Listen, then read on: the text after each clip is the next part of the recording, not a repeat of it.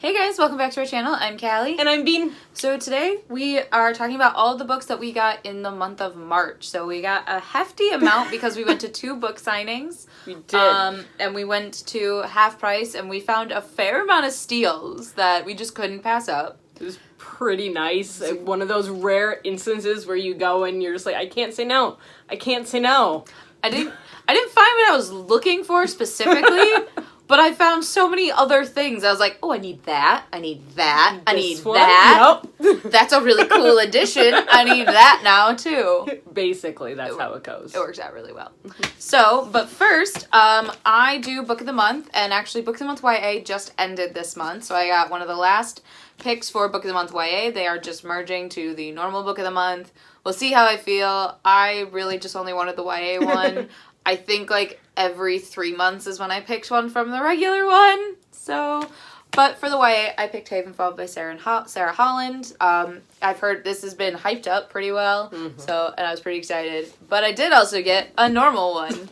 I got The 2 Lives of Lydia Byrd by Josie Silver. This is supposed to be, like, a weird, I don't want to say paranormal romance, because that makes people think vampire, werewolf romance, but this is a girl's fiance dies, but in her dreams, she still sees him. So, like, kind of paranormal. Weird things happen. And then we're going to move on to some pre-orders, and I actually pre-ordered Havenfall by Sara Holland, because I am so excited to read this book, and have you seen this cover? It is beautiful. It is gorgeous. And I pre-ordered this. I pre-ordered this a while ago. This is House of Earth and Blood by Sara J Mass. It's my next read, and I'm very excited. I've actually heard really good things come from reviews, even from people who don't typically read Sara J Mass. I've heard good things. So I have very, very high hopes for this. We went to a couple of signings this month before the world shut down. Literally. So... we got a few books there. So we went to an Epic Reads event that was held at an independent bookstore in our area. So there were 3 authors we got to meet. We got to meet Evelyn Skye, Mindy McGinnis, and Alana K. Arnold. And they each had a new book out. So we each got Cloak of Night by Evelyn Skye. And I also, by Evelyn Skye, I got Circle of Shadows because I did not have the first book in the duology, so I got the first book. And I got The Crown's Game by Evelyn Skye because I had the first one, but I didn't have the second one, so naturally I needed to get them both. And then we got Mindy McGinnis's new book, Be Not Far From Me. Which I have started, and it is so good so far. And because we were there and they had all of her stuff, I also picked up Mindy McGinnis's fantasy duology, or at least the first book, Given to the Sea. And the last one we got was Alana K. Arnold's new release, which is Red Hood, which we're pretty excited about. It's werewolves werewolf hunter girls who kill people on the moon. It's great. It's glorious. I'm so excited, and her talking about this was book awesome. Was the best part about it, I swear.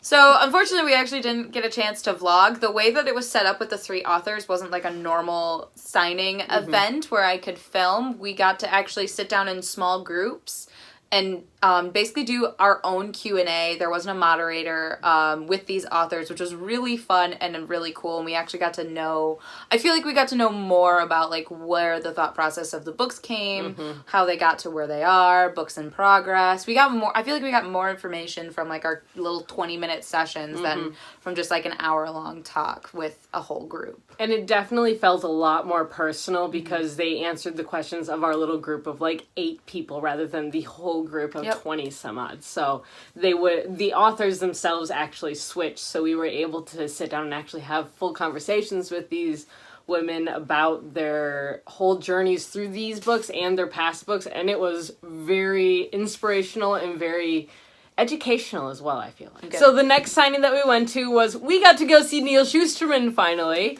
And this is a signing that was actually put off due to personal reasons on his part.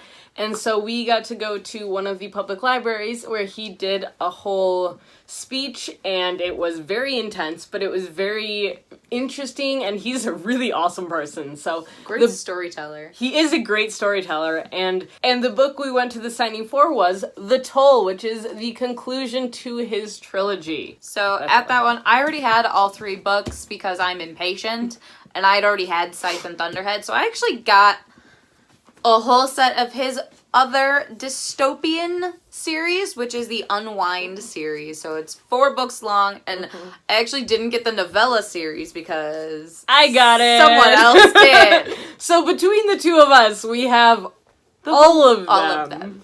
And we'll just share. We will, and that's kind of how it goes. Yeah, so we're really excited about reading this. I know Sarah read a little bit already of Unwind. I'm 50 pages in, so not bad. So far, I'm really enjoying it. He has a very unique way of telling stories that is very captivating and unique and still hardcore and, like, gritty at the same time. So, highly recommend his writing. The last, I guess, grouping of books is from our recent trip to Half Price and Barnes & Noble. You can see that video linked down below. It was kind of our unhaul / mini haul. So you've probably seen these books before. Sarah and I actually also went to a separate Half Price books because they had so many coupons going on that day. And because we have no self-control. And I'm very glad we did. I am too. So I feel no regret. No regrets here. No regrets. Yeah. So actually, I ended up getting this next book at a random independent bookstore trip, and that is The Missing of Claire de Lune by Christelle Dabos. This is the second book in the Mirror Quartet, which is a French story. So these books have been coming out in English very slowly, and I can only ever find them at independent bookstores. So I've been searching forever for this book, so I told myself, if I go and they have this book, it's mine. And they did. And now it's now it's mine. Alright, and then at Half Price Books, one of the first books I picked up was The Near Witch by V.E. Schwab, because it was there, and I've really been wanting to read this book, but I didn't. This sounds so bad. I really didn't want to pay full price for it because I've heard such mixed things about it, and when I saw it at half price, I couldn't say no to it. I picked up The Poet X by Elizabeth Acevedo. This is I think this is her debut book, which is written in verse. It's won a ton of awards. I read her newest book, which is With Fire on High, which is actually not written in verse, but it was still such an amazing story, so I'm really excited to read her first book. And because I couldn't say no, I got the Owl Crate version of Before She Ignites by Jody Meadows. Like, it came with this little thingy that talks about the dragons, which is so cool, and it makes me so happy. But, yeah. So I have the Owl Crate version, so it's signed. And it comes with swag. You're right? I got free swag. I then also picked up a copy of Zenith, the Andromeda Saga by Sasha Ellsberg and Lindsay Cummings. I've had my eye on this for a while because there was a ton of buzz. I know Sasha is another booktuber, and I think one of the first booktubers to break out from booktube to actually writing a physical book and being published. So I know I've heard mixed things, but I'm really interested in the concept, and I really want to be a part of those conversations. I got The Ruin of Kings by Jen Lyons. This is actually on my Tome Topple TBR, and I realized I didn't actually have a physical copy of it. So when I found one, I decided that I really like this cover, so I'm gonna get it. Next, I found The Wrath and the Dawn by Renee Adier. So this, I actually have The Rose and the Dagger. I got that in a previous book outlet order, and I haven't been able to touch it because I didn't have book 1. Now I have book 1. So, speaking of signed books from speaking of special edition signed books, I also found My Plain Jane by the Lady Janies, and it's also signed by all 3 of them, because this is an Owl Crate special edition that I found at Half Price Books. And so now I have it in my hands, and it makes me very happy. The next book I picked up, actually Sarah convinced me to buy it, and now I'm really intrigued by it. It didn't take much convincing. Did not. And that is The Strange and Beautiful Sorrows of Ava Lavender by Leslie Walton. I did a little research afterwards, and this book has phenomenal reviews. It's won a ton of awards for its prose and for the story itself, so I'm really pumped to get to this. I listened to the audiobook, and it made me cry. And I don't cry during books. It was so well done. Alright, I also found a copy of Sight Witch by Susan Dennard. So I'm really working my way through it. I have the first book, I have the most recent book, and now I have the novella. So now I just need the second book, and then I'll have the series, I'm pretty sure. So, yay! And the last book that I picked up at Half Price Books was The Gracier by Kim Liggett. This is actually a new release that I think just came out maybe a week or 2 ago. I've been seeing this cover going around, and I had no idea what it was about, so I stopped and was like, alright, let's see what this is about. And I was intrigued. This is like, I don't even know how to describe it, but I'm intrigued. So the last book I picked up at Half Price Books was Bruising Her by Christopher Paolini. The reason that I got this is because this is a deluxe edition, and I literally just got the deluxe edition of Aragon as well, which is the first book in the series, and this is the third book in the series.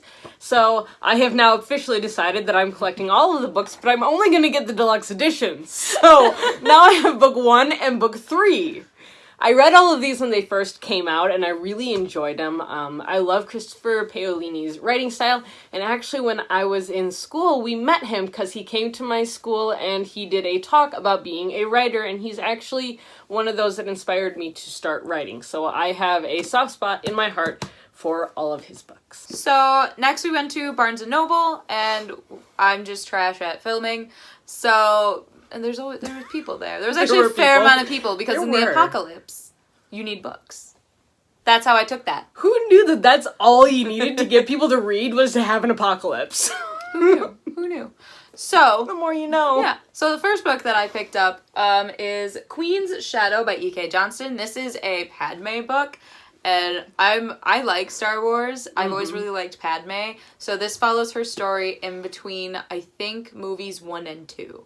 So we get to see that, like, 10 years after she became queen and then getting onto the Senate to represent her planet. So I'm pretty excited. I've been looking at this book for so long, and it was on sale.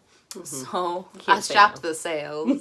All right, the first book I got at Barnes was Delicious in Dungeon, Volume 6 by Ryoko Kui.